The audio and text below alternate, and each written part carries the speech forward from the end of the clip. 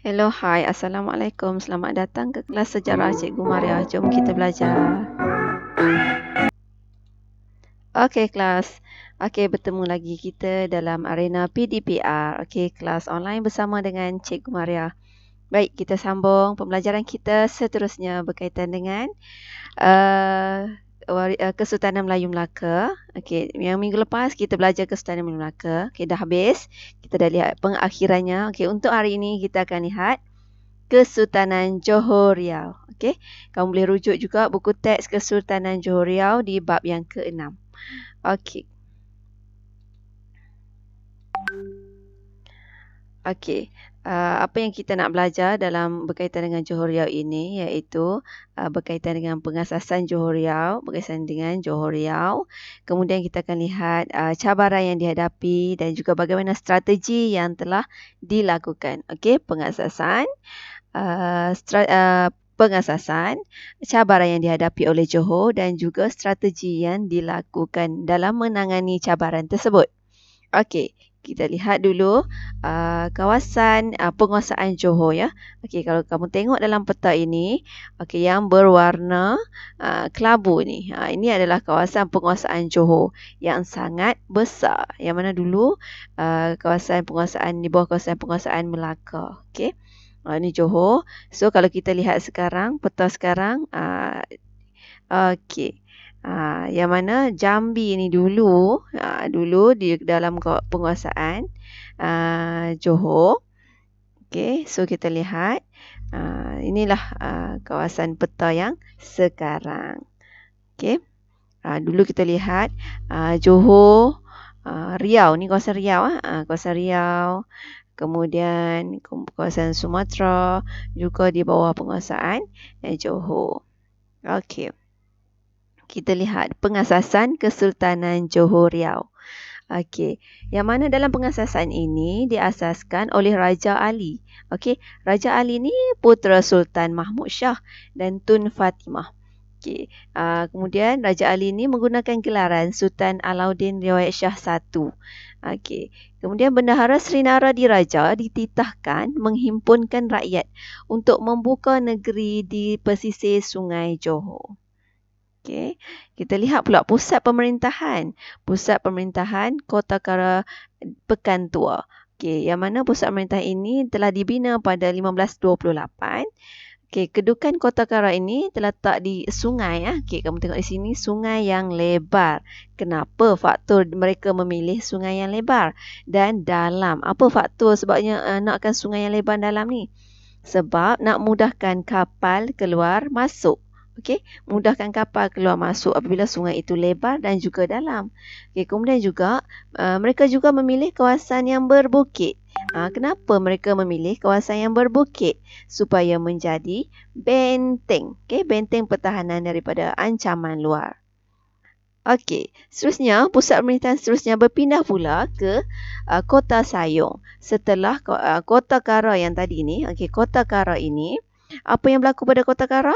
Kota Kara telah diserang dan dimusnahkan oleh Portugis. Diserang dan dimusnahkan oleh Portugis.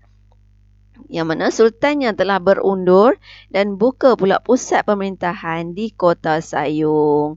Okey, jadi kawasan ni lebih selamat sebabnya faktornya ada sungai. Kenapa sungai yang boleh menyelamatkan pemerintahan ini? Kerana sungai ini lebih sempit. Kalau sungai sempit, maka kapal musuh tak boleh masuk ke kawasan tersebut.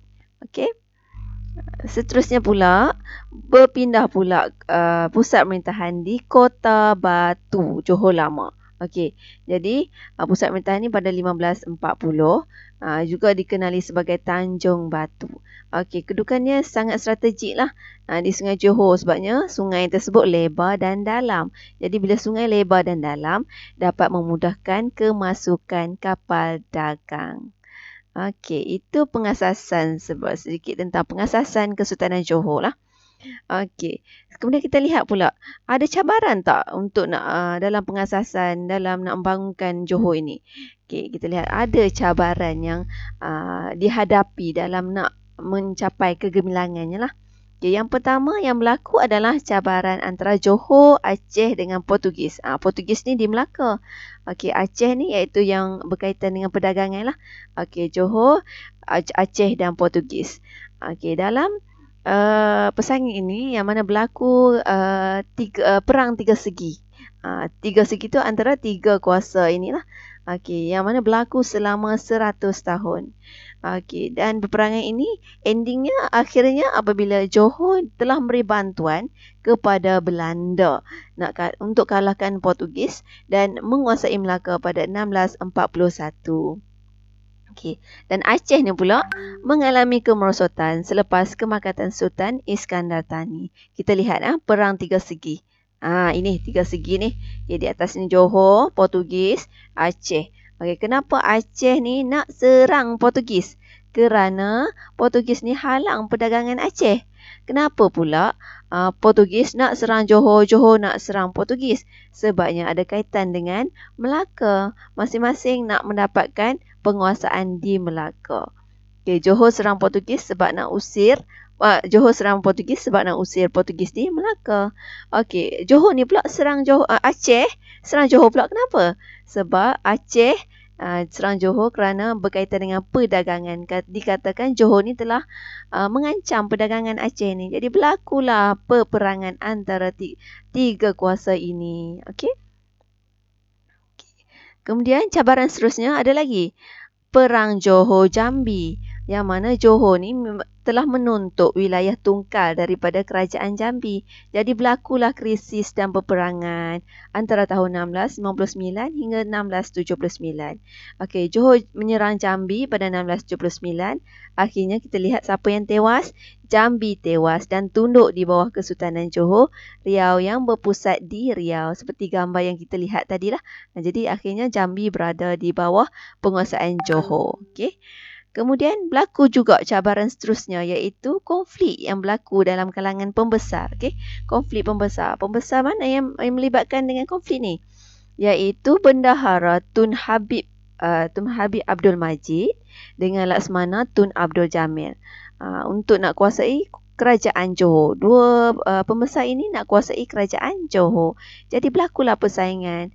Maka akhirnya berlaku pengunduran Laksmana Tun Abdul Jamil ke Terengganu. Okay, akhirnya kita lihat keturunan bendahara kembali mempengaruhi Kesultanan Johor Riau. Okay. Dan seterusnya selepas Tun Habib meninggal, jawatan bendahara digantikan dengan anaknya Tun Abdul Jalil. Jadi berlaku konflik dalam kalangan pembesar. Okay. Cabaran seterusnya juga iaitu berlaku ancaman daripada Raja Kecil. Kita lihat siapa Raja Kecil ni. Raja Kecil telah menyerang Johor. Kenapa dia serang Johor? Kerana Raja Kecil ini nak tuntut tahta kerajaan Johor. Yang mana Raja Kecil ini telah mendakwa dirinya sebagai putera Sultan Mahmud Shah. Iaitu Sultan Mahmud yang mangkat di Julang tu. Dan dia isytiharkan dirinya sebagai Sultan Johor Riau dengan guna gelaran Sultan Abdul Jalil Rahmat Shah.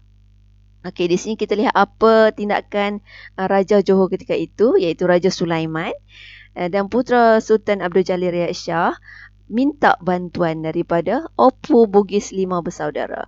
Okay, kita lihat yang mana Opu Bugis 5 bersaudara ini adalah pahlawan Selangor lah, daripada keturunan Bugis untuk nak usir balik Raja Kecil ni yang mengaku ada keturunan daripada Sultan Mahmud Shah tadi ni. Nak usir Raja Kecil. Jadi apa berlaku pada Raja Kecil? Dikalahkan. Okay? Raja Kecil dikalahkan. Akhirnya Raja Sulaiman ditabalkan menjadi Sultan Johor dengan gelaran Sultan Sulaiman Badrul Alam Shah. Okey, manakala Dai Merewah dilantik sebagai yang di-Pertuan Muda, yang Tuan Muda Bugis yang pertama di Johor. Okey, ini gambar tentang pahlawan Bugis yang membantu Opu Bugis 5 bersaudara tu yang membantu Raja Sulaiman untuk menewaskan Raja Kecil yang mengaku dia adalah keturunan daripada Sultan Mahmud Shah. Okey. Seterusnya, okey, dah kita lihat pengasasan, dah lihat cabaran. Okey, kita lihat pula strategi. Okey, bagaimana strategi mereka nak menghadapi cabaran? Okey, yang pertama, pemindahan pusat pemerintahan, berpindah-pindah pusat pemerintahan tersebut yang mana kita tengok tadi. Okey, kita tengok pada pengasasan tadi, kan bertukar pusat pemerintahan. Okey. Pusat pemerintahan Johor Riau yang terletak di sepanjang pesisir Sungai Johor, kebanyakannya berada di pesisir sungai lah. Jadi kegemilangan Kesultanan Johor ini diteruskan sehingga ke Kepulauan Riau hingga menjadi pusat pemerintahan baharu. Okey, kenapa sering berpindah? Kerana itu adalah keperluan strategi ketenteraan dan mempertahankan diri daripada serangan Portugis. Yang mana kita lihat mereka memilih keluasan sungai, kelebaran sungai daripada sungai yang dalam dan lebar. Kemudian pilih sungai yang kecil. Kenapa pilih sungai yang kecil? Supaya nak menyukarkan kapal musuh masuk ke kawasan pemerintahan tersebut. Okey. Okey, seterusnya kita lihat pula strategi yang seterusnya digunakan iaitu membina kota pertahanan. Tadi kita lihat ada beberapa kota pertahanan yang dibina. Okey, yang mana kota pertahanan itu dibina mengikut lokasi pusat pemerintahan lah. Dan ada bentuk dan ciri yang tersendiri kota pertahanan tersebut. Okey, daripada yang pertama kita lihat Kota Kara tu terletak di Sungai Telur. Okey, kemudian di Kota Kara tu dibuat pagar dan pancang kayu sebesar setinggi 40 kaki. Itu strategi yang digunakan untuk elak daripada ancaman musuh dan juga sebagai benteng pertahanan. Kemudian diperkuatkan lagi dengan bedil dan meriam. Ini cukup kuatlah diletakkan bedil dan juga meriam. Okey, kita lihat di sini. Ini tinggalan kota Johor lama. Kita lihat ada kawasan yang berbukit untuk sebagai benteng pertahanan lah. Okey. Kemudian strategi yang seterusnya pula. Okey, dia bersahabat menjalinkan hubungan dengan Belanda. Bagaimana bentuk jalinan hubungan tersebut dengan Belanda? Siapa? Johor dengan Belanda. Okey, cara nak kekalkan kedaulatan dengan buat perjanjian, mengadakan perjanjian persahabatan dengan Belanda.